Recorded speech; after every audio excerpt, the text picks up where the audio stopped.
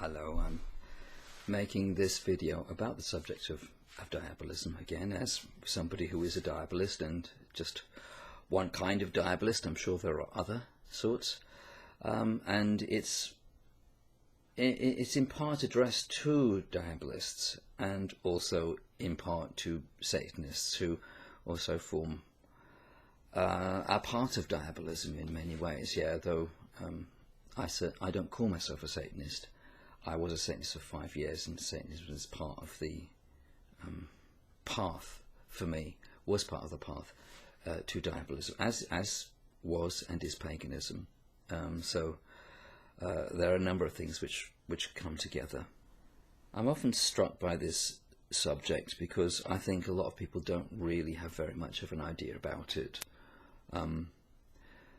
Diabolism is almost like, for me, a broader form of, well, it's devil worship for certain, but it's almost like it obviously has a relationship technically to theistic Satanism, and yet so much of theistic Satanism I find really quite empty and difficult to relate to, and so I wanted to sort of like address some of that, really.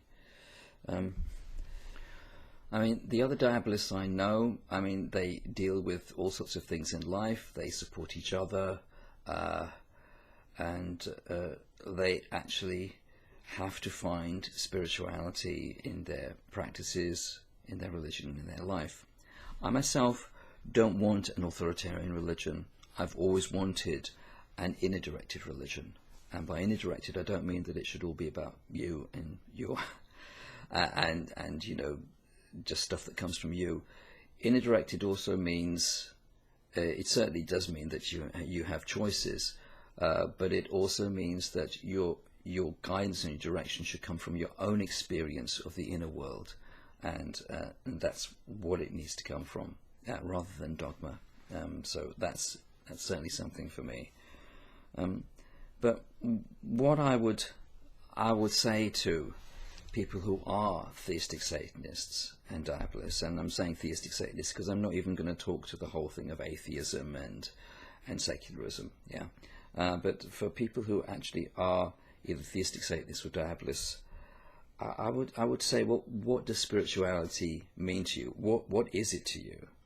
I mean, and what is it practically in human terms? Yeah, not just abstract ideas. Because I think, in my experience, there is a distinct lack of spirituality in theistic Satanism, and I don't care what people think about that statement. That's what I've seen. There is a real lack of spirituality. It's empty, by and large, as far as I can see, and that's just how I see it. Yeah. I mean, ask yourself, what do you mean by spirituality? Yeah. It's the same question all human beings face, yeah? And don't stop at cliches like, oh, strength and individuality or what have you, you know, or rebellion, you know, against authority, or questioning, or, you know, to question all things, yeah? Those are fundamentally spiritual, yeah? They're not fundamentally spiritual. So you need to find out, what is it that is spirituality for you? How do you describe it? Yeah.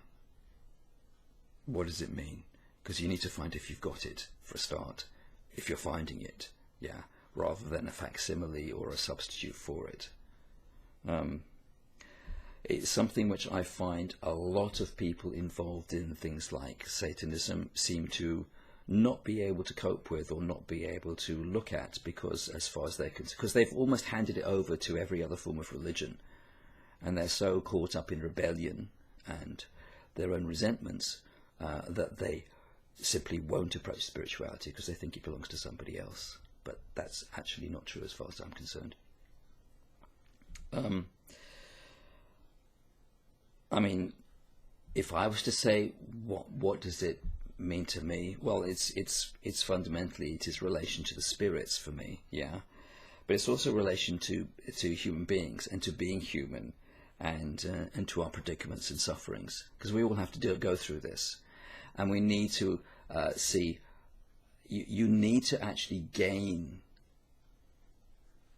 a kind of embrace of your life, a grip of your life in a sense, a holding of your life to find your integrity, to find your wholeness, and to find where it's going. You need these things, yeah? And that's something which I think is quite fundamental, and it relates to the spiritual life for me. I mean, I definitely think that Diabolism is a path of the spirits, really. It's a path of relationship to the spirits and to the spiritual in that sense, yeah. I also think it's a very human path, and it's a path which doesn't turn away from the hardships of life. And I think it seems to be, in practice, it seems to be a path which does draw people to it who've been through some very, very hard things in their lives. It seems to, especially people who've been through hard things early on, it seems to definitely form a shelter for them, and which I think is an interesting thing. I can't really avoid the fact that it has a relationship to the sense of service, yeah, a service of the spirits, but also service of each other, yeah. Obviously, this does not preclude our individual sovereignty, which is a very, very central part of most of our philosophies. But that sense of service is you can't separate that from living, basically. Yeah, you can't do it.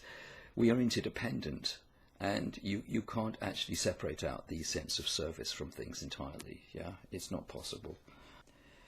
It's also I think it's a path which is very aware of the burden of materiality and the burden of incarnation. It's very aware of that.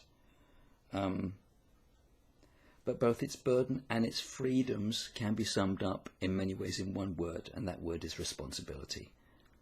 A lot of it, as somebody who's aware of astrology, there's a lot of Saturn in this, yeah.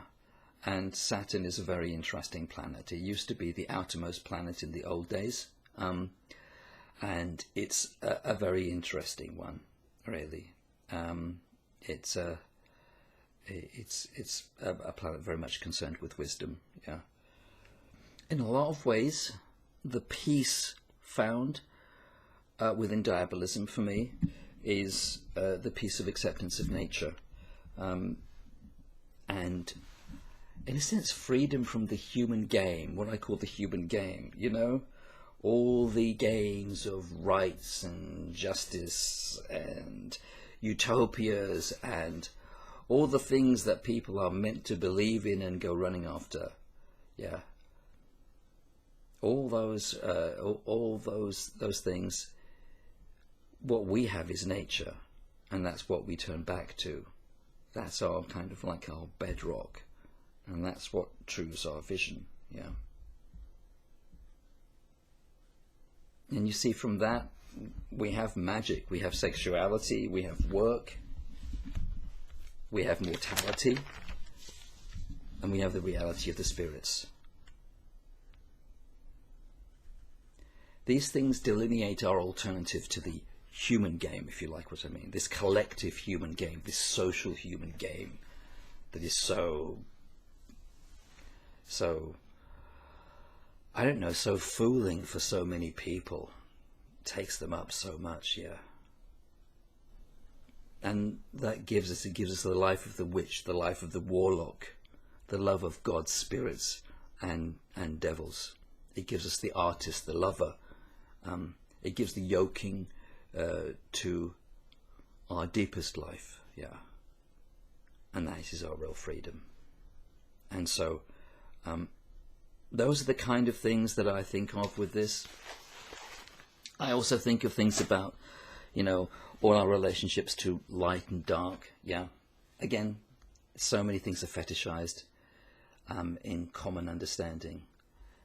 The meaning of light in spirituality is not something that one goes seeking, like as a kind of feeding, as a kind of consumption.